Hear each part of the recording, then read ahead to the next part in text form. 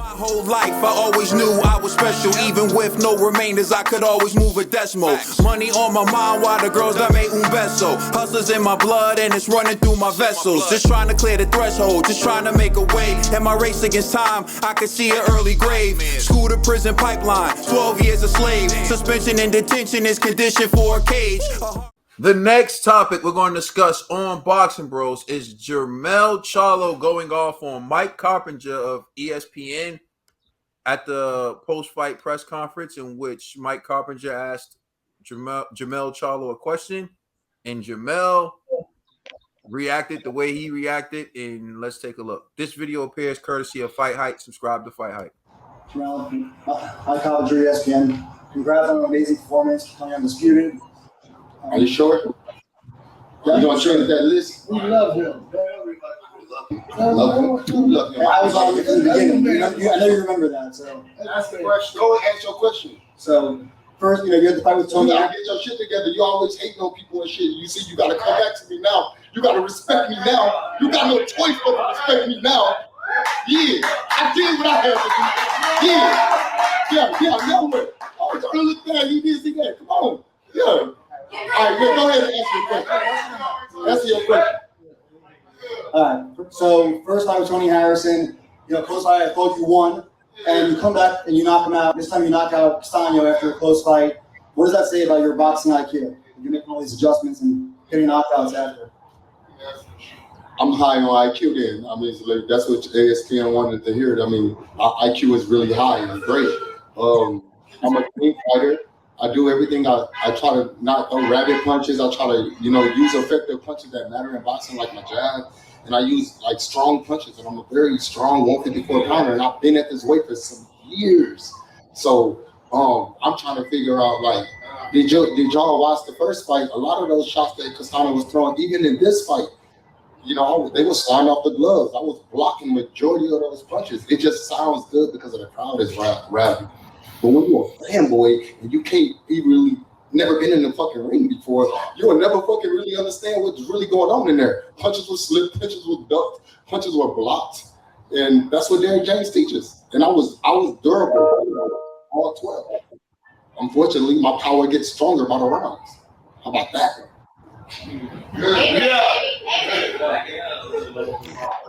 Congratulations, Keith Boxing.com.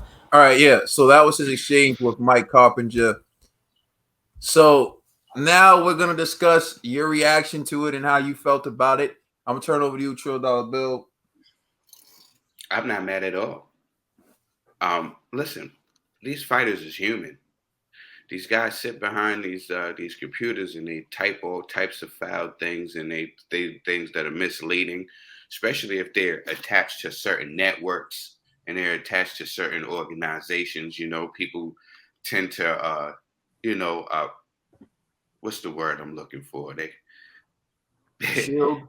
Yeah. It's going to shield for their company, for whatever. Exactly. And that's what they do. So, and it becomes hurtful and disrespectful to these fighters who, put their life on the line and dedicate their life to the sport that we love so much. So I'm not mad at them at all for feeling this way. People feel like they can say anything. Like I say that in the comment section too all the time. I'm like, yo, it's cool. Y'all can come at us whatever way you want. But if you want a response from us, you got to come at us like you got some common sense. You know what I'm saying? Like if you want to have a debate, we don't have to agree. You know what I'm saying? But act like you have some common sense, like you was raised better. And maybe we can have we can go back and forth and discuss, some things. But people, they get so, what's the word? They get so comfortable. They get so comfortable behind these computers that they'll say anything, you know what I'm saying? And forget to be decent human beings, Everybody turns ugly. So I'm not mad at him. He says something that I wanted to bring up also about the scoring. And it's true. If y'all go back, it was a long time ago. Me and Caden, we was on the show. We had the exact same scorecard.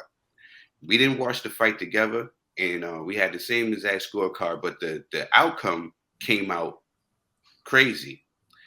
And I forgot what episode that was, but I said on that episode, I said, from now on, I'm going to judge from a judge's perspective. If y'all can find our day ones, if y'all can find an episode where I'm talking about, I'm going to get my brothers to sign a pair of gloves and we're going to send those to you.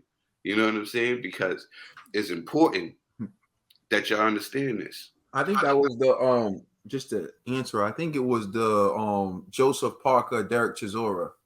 Oh fight. yeah. Well, you're not gonna get the gloves, bro. The first fight. I think it was that fight. I might be wrong though, so hey, I don't know. Y'all check it out. You know what I'm saying? But it was from that point on, I was like, I'm gonna judge the fight from the judge's point of view, and I haven't been disappointed yet. You know what I'm saying? I knew that's what you was doing when you said Castano won the next 3, because I was like, exactly. Maybe 2 at best. even with the Josh Taylor and Catterall scorecard, I judged it on how the judge, and I had the same exact scorecard as the judges. The same way with the Canelo fight.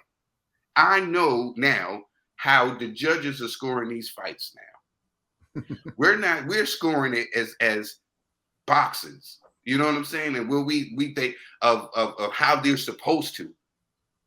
But these people, they're judging it as human beings, and they're being persuaded. Maybe it's the atmosphere, or maybe it's personal bias.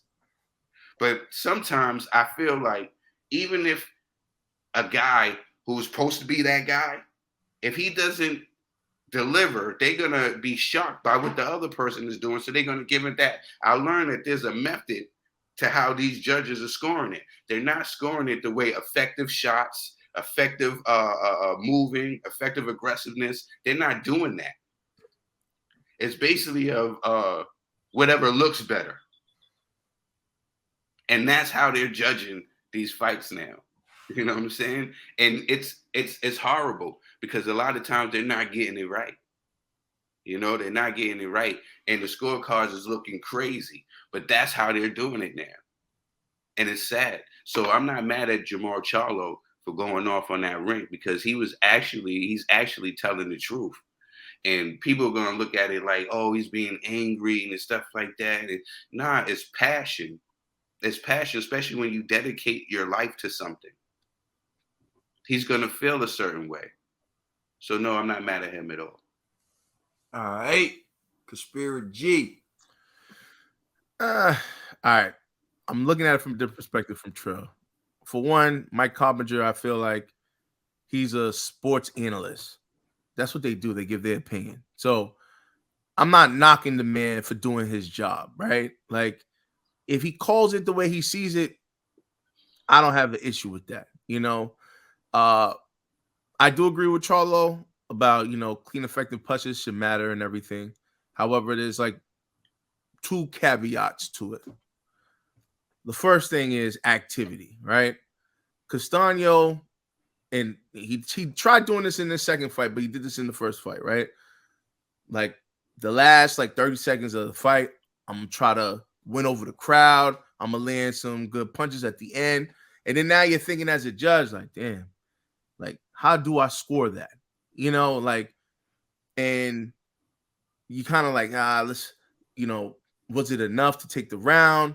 How did Charlo respond to how Castano was attacking him? There's a lot of things that play into it. And another major factor that we have to consider is where the judges are placed in that when they observe the fight, right? Certain angles, you can't see if that punch landed or not, right? From the judge's angle, they're one person at one seat throughout the whole entire fight. From one side of where one maybe a judge that's sitting in the far right, they can see that landed on, the elbow. To the judge that's sitting in the middle, the judge might be like, that looked like a clean body shot, right? So it's human error based upon where they're situated. I never forgot this when Sean Porter said, like he would be in certain locations in the ring, and he knew all he had to do is be active, not accurate, but just active, and he will win those rounds because it looks like he's landing. Perception, So I'm not gonna say like, you know, the judges are intentionally like trying to either not score accurately or favoring the person that has the crowd and stuff like that. I just think from where they're sitting, it may be difficult for them. And it's not like they're using like playbacks and everything to make sure, like, let me watch this again real quick just to make sure I'm scoring correctly. They're scoring at that moment, you know, like we have the benefit of watching on television where there's angles and they do quick replays at the end. So, you know, we could watch something and be like, yo, I think Charlo won that round or Castano won that round. And then they show the replay like, oh, snap, he didn't connect on any of those shots. Oh, okay, well, I might have to change my score. The judges aren't fortunate enough to have that, you know? So I just feel like it's just the way, the nature of the sport. And so it's like, yeah, it's subjective, you know, but I think these judges are trained on how to, you know, judge effectively, right? However, it's just styles make fights too. Some dudes is just like Canelo might be the perfect example. He moves forward, he throws heavy shots, but even if he lands on the arm or something, these fighters are still responding like, oh my God, that hurt.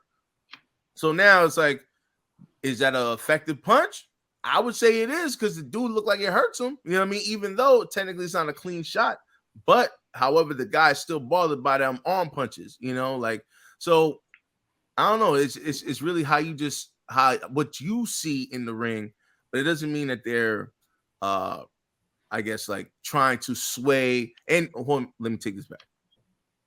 Judges do play politics too, you know, like I remember I think this was Eddie Hearn who said this years ago. He said they would invite judges to like dinners the night before a fight, and judges will be swayed by whoever the promoter is just by inviting them to dinner. That to me shouldn't happen, you know. Like but yeah, it's because now you're playing favoritism. Like, yo, man, like you want to get invited to another event like this? You want a free dinner? You know, you want, you know what I mean? We got the most expensive wine. Look at that $80 steak, you know, like, so in your mind, you're like, oh, yo, I like Eddie. Oh, that's Eddie's fighter. I might, I shouldn't, but on a psychological level, like unconsciously, you might favor that person, right? It shouldn't be like that. So maybe if they could cut down or crack down on the rules of how promoters and managers interact with judges, I agree with that. But I don't know what they could really do to prevent judges from just seeing the fight the way they see it. You know, we may disagree from our standpoint, but we're not ringside watching the fight. Ringside, it may look a lot different than what we're seeing on television. All right, TBE. Charlo, I'm not gonna be mad at you. Hey, you deserve respect. And when people hate, you gotta silence your haters. Last night was your night to silence your haters. And my hat goes off to you, you know. And I can't say much. I used to hate on you on your past videos, but you deserve it. I mean, antics I don't approve of, but you're a champion now. I just ask you carry yourself like a champion, and you know you prove yourself as a champion after this. You know you go on and you let people know you're the real deal. You're not undisputed off of this one fight, and after this you carry yourself on. And when it comes to scoring fights, yo, like G said, the judges don't have that playback. Like you're watching around, like, oh wow, what that? Oh, and then you see the playback. The glove did slide off. It may have connected, but it wasn't as powerful as it seemed when it was live right there, then and there. You just caught it in that moment. And the judges, that's all they're doing is going off that moment. And if they have a different perspective, they gotta score as they see it. They can't just assume. Then that's not proper judging if you're just assuming he connected. You just off what you witnessed. So him going off on Mike Coppinger, yeah, give that man hell. Yo, he hated on you. And now he's right there in front of you. It's your moment to take the X-lax and let loose on that man. So, you know, I respect it. Said he took a mental laxative. All right, look.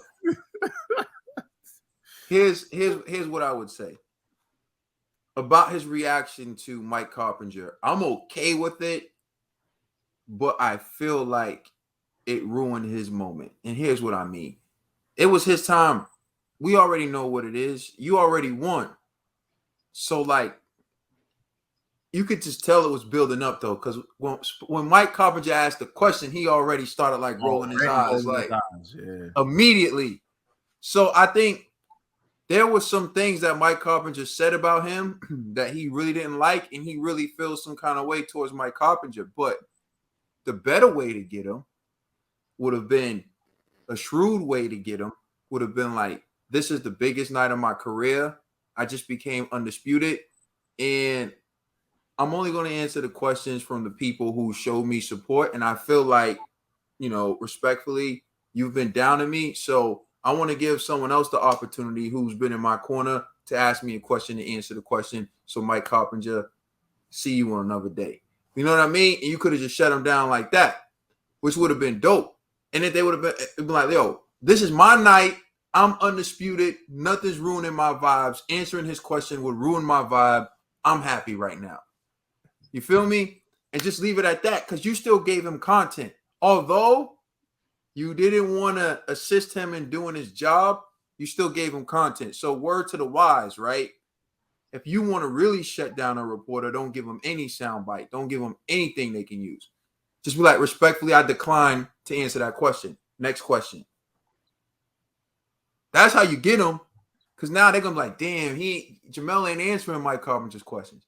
We can't send Mike Coppinger to Jermell fights because Jermell's not going to answer his question.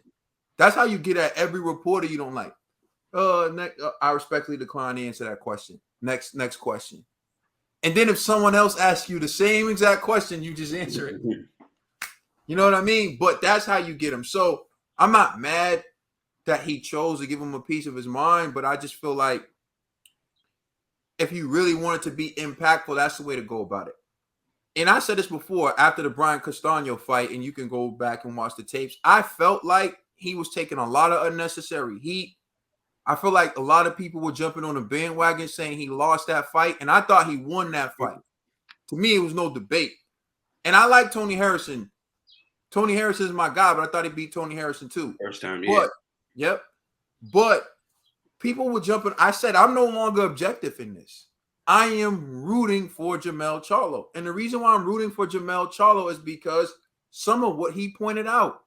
He did get a lot of unnecessary hate. Go ahead, bro. If you got something. And that's what I was saying about the judging too. You know what I'm saying? Like, it comes to, like, these people are just humans. I get it, you know, the ring things, and sometimes they got monitors too. Some they don't want to look at the monitors. Some of them got monitors, some of them don't. But at the end of the day, these are people are human beings, right? And they get caught up, like us too. Like TB was saying, it was been moments on this show that we didn't agree with Charlo's out of the ring activities or how he acted outside of the ring. But as far as when he gets in the ring, we have this thing that we can separate the two. A lot of humans can't do that. You know what I'm saying? So they'll bring in like, oh, I dislike this person. So when it comes to a closer round, I'm a fanboy for the person that is fighting against the person that I like the least. You know what I'm saying? It happens. Even with these reporters, they'll get so caught up about some other stuff that happens outside the ring, they'll start using that like it's something to do inside the ring. Because I feel like the Tony Harrison fight, I feel like he got that. You know what I'm saying? Even with the Castano fight, I thought he pulled that out too, the first one. You know what I'm saying? But I feel a lot of rounds they gave to Castano because of not liking him. I think because some people are just human and they do stuff like that all the time. But can I say this though? And being persuaded by crowds, that happens. You know what I'm saying? That is true. But I just feel like with Coppinger in particular, like Coppinger in particular. But I actually appreciate this guy's boldness in the sport, because a lot of reporters now, they just want to, you know, be affiliated somehow with fighters and promoters. So they're not really going to ask tough questions. They're not going to put people on the spot. they're just playing, they're just playing the team lines, right? He is too. He is too. He don't do that. Do that with his ESPN fighters. Like you can tell he's writing. I can tell he has a favoritism towards ESPN fighters, but I appreciate the fact that he just calls out certain things that. Yo, this is the dude that had a list where Usyk wasn't even in like the top. Yeah, right. That's that clown, right? Call out. He needs to call out his fighters. He needs to. That's what I'm saying. That's why I was saying. Hold on. I agree. I'm not. Listen. I'm not saying he's. No, Jim. We ain't jumping on you. I'm just saying. Like this guy, he reps ESPN. Yeah, but what I'm saying is, I'm not mad at him for challenging fighters, right? Now, he should do that for all fighters, right? Including top-ranked fighters, right? I agree. But I don't want news reporters or boxing analysts to now be like, oh, man, well, if I don't say this, then I won't get this interview. But if I do say this, I don't want them to be, I guess, manipulated by the politics of boxing. Then be the boxing bros then. Keep it real. You know what I mean? Be the boxing bros then. That's why I give him that credit. Like, yo, man, listen, I didn't see, what was it? Was it Coppinger the same one that got violated by Bob Arum? Yep. Yo, man, listen. I'm like, yo, I wouldn't like his job. Where you go into events, you go into press conferences, and they just openly disrespecting you to your face because of your opinion. I don't know, man. I'm just gonna say, man, like I want to walk with you, man, but I'm gonna have to take an Uber. You know what I'm saying? Because let me just show you something real quick. Like, this is what upsets people. This is Mike Coppinger on May 11th of this year says my new pound for pound list. Number 1, Terrence Crawford, former ESPN. Number 2, Tyson Fury. Number 3, Errol Spence. Number 4, Dimitri Bivol. Number 5, Canelo Alvarez. Number 6, Inoue. Number 7, Usyk. Number 8, Lomachenko. Number 9, Chocolatito. Number 10, Shakur. This is his pound for pound rankings. This is hot garbage. This is absolutely terrible. ESPN in the house. Yo, for the record, I didn't see this list, so I'm just, what I mean? Come on, bro. And look at this. If you're Jermell. Oh, that's his list, right? So this is his list. This is ESPN's list. Terrence Crawford, Inoue, Errol Spence, Canelo Alvarez, Tyson Fury, Usyk. Why is Usyk so effing low for starters? Vasily Lomachenko, Dimitri Bivol, Shakur Stevenson, and Juan Francisco Estrada. Jermell Charlo is not on either of their lists. And remember, I had him on my list way back the last time we did it. So come on, man. Like, there's no defending that. That's indefensible to me. Some of the names that I'm not defending that, though. I'm not defending that. I'm just saying. You know what I mean? Well, that's where his energy's coming from. Some of those names he had on his list over Jermell's crazy. Dimitri Bivol got one significant win in his whole career, and it was because a guy decided, I'm going to try to move up to be great. He did to be great. He had the height advantage, the reach advantage, and fought at his own weight. If he went down to beat Canelo for his undisputed belts at 168, then I would give him those props. And for everyone who thinks, and we're going to get into that saying, oh, he would do it. Oh, it's a lot different when you got to make weight. It's a lot different when you got to lose a lot of weight. So many fighters have been weight drained. Look at Oscar when he tried to fight Manny Pacquiao. Yo, you want to see Chad, something scary? when Chad tried to fight Ward. Yeah, but to me, Oscar's the prime example of the point I'm trying to make. You want to see something scary? Look at Oscar's weigh-in for the Manny Pacquiao fight. Yeah, bro, I'm telling you, it was like looking at death. Look at Oscar De La Hoya's weigh-in for that Manny Pacquiao fight. Bro, I'm telling you, I thought I was watching a skeleton fan. Freddie knew what it was. That's why Freddie said, hop on him. Yeah. Freddie said, hop on him. Yep. So soon as that bell ring. Exactly. You know, it's easy to gain weight and put on muscle. It's hard to lose weight once you get down to a certain body fat percentage because it's very difficult to lose muscle. And then once you start getting into that realm, performance is significantly impacted. So all I'm saying is this dude has Bivol in his pound for pound list. There's only one guy Bivol ever fought that you know of, and it's Canelo. And Bival's whole status depends on Canelo. Even Bival's deluded now. Like, oh, we need to renegotiate. I need more money. For what? If you don't fight Canelo next, you're insignificant. You ain't gonna make no money. The only didn't money take no you're ever risk. gonna make is fighting Canelo. But that's a whole different ballgame. Canelo is your check. Don't you forget that. He finally lost. He wasn't great. Yeah. Yo, for real. So G, I'm just saying, like, that's where his energy's coming from, Mike Coppinger. And I'm not saying avoid everyone's questions, because I haven't always said things that was nice about Jermell. I think what he did in the Gucci store, whatever, I don't know why I'm wasting money with those designers who don't like me anyway, store, right? I don't know. I don't like what he did in that store to that guy. Doesn't mean he was wrong. I think he wasn't treated with the respect he deserves, but he just reacted in a way that made him look worse. This is somewhat similar. I believe that he was slighted on those lists, and he is slighted on the ESPN list. But I think the way he reacted to it makes him look worse, or it makes people feel sorry for Mike Coppinger when the wrong was actually done to Charlo. That's what I'm getting at. So if you're Charlo, I get it. The wrong has been done to you, but the way Charlo sees it is, the wrong's been done to me. F that. I got to speak out now. I'm going to do my piece. You know, play the game. I know you don't want to play the game. Luckily enough for Charlo, he's in a position where he doesn't have to play the game. I'll give an example. Just recently, I met with people in my position, right? And you're talking about people who are on the, like, one person's on the same level as me, two people are positions above me, right? Of course, I'm the youngest one on that call, though. They're all older than me, a lot older than me.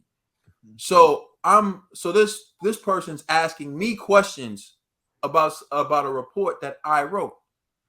So when I go to answer the question, this person, who's a woman, tells me, excuse me, I'm talking right now. So I say, okay, let her finish. Once I start breaking down my report and poking holes in everything that she said, like beating it down, she interrupts me to try to talk. And I say, excuse me, I'm talking right now. So I would like the same respect that you wanted. The guy who's there for her, who's on her team, goes, oh, excuse me, I sense hostility here. I'm like, from you? From you? Not from me. I'm being the same. You know what I wanted to do? I wanted to do what Jermell did.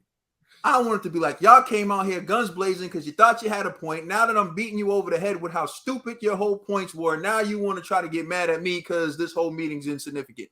Well, I didn't do that. I just listened and played the game. And that's what I'm saying to him. If I would have went off in that moment, then I would have looked bad. I would have looked like the guy bullying a woman. See, I made my point. I just wanted to let her know what it feels like when you're trying to engage in a discussion, a back and forth discussion, and someone tries to shut you down. So when she did it to me, I just quiet. So when I did it back to her, she didn't like it. And then he jumped in, but she got what it felt like. That's all. That's all I wanted. I didn't want to create a ruckus or anything like that. So the way I think Jermell should have done it was just been like, look, it's a great night for me. I'm happy. I respectfully decline to speak to any person in here who didn't have me on their pound for pound list before tonight. Yeah, and I can respect that too, because after seeing that list, I'm like, I probably would have said next. You know? Yeah, 100. That's, you feel what I'm saying, OT? So don't disrespect reporters because they're not saying something favorable about you. But when you see that and you know what it is, and you're like, oh, you're favoring ESPN fighters, you ain't got no love for me, so go talk to an ESPN fighter. This is my night. That's all I'm saying. I'm gonna move on. And briefly, I'm trying to make it brief, to touch on the scoring issue, which I think is a good argument. I see arguments on both sides. I agree with you somewhat, G, and I agree with Trill somewhat. But here's where I would say I'm more on the side with Trill, is because we've been saying this different angles thing for the longest time. But there's no seat in the arena where you could tell me Canelo Alvarez drawed with Floyd Mayweather. There's no seat in the arena where you could tell me that Teofimo Lopez beat Vasily Lomachenko by as much as Adelaide Bird had him up by. There's no seat in the arena where you could tell me Markel Fox lost that fight to the guy from Venezuela that the racist judge ended up scoring the fight for in a large margin, and then they end up finding out that this judge was racist for the WBA. So what I'm getting at is there is a deeper issue than just where the judges are seated and giving these judges the benefit of the doubt. There's more corruption going on. And we talk about people being swayed by crowd noise. The pandemic hit.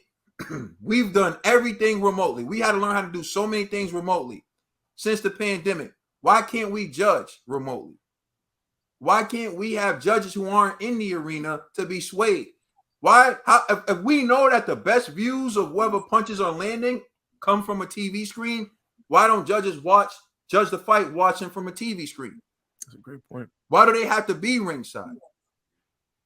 Why? Most of the people watch the fight from the screen. Why not put them in a different place?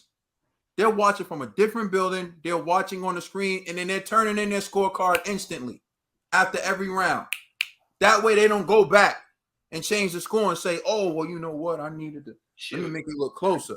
I like that. They can watch it in the gym. Al Heyman does. I gave this motherfucker too many rounds. Let me go back. Yeah. You know what I mean? Nah, for real. Like they can watch the fights in the janitor closet like Al Heyman does. You know? We just put them in like box seats. Yeah, like, Al Heyman always be in the back. Or he'd be in the limo. Yeah, but what I'm saying is like where we get this notion, and it's like, oh, well, tradition. Some traditions are bad. Yeah. Some traditions aren't working. The NBA's implemented instant replay for end of the games because they want to get it right. The NFL's implemented instant replay. Boxing, let's get it right. This stuff matters. You know what I mean? But you know, it is what it is. So that's just my take on that. And now I'm done. What's his name? What's the reporter's name? Mike Coppinger. Well, Mike Coppinger, I don't rock with you respectfully. let us know how you feel in the comment section. Please like and subscribe. Check us out on Instagram and Twitter. And please check out our podcast on all major streaming services. We are the Boxing Bros. Usyk shouldn't rock with him either. Respectfully. Respectfully.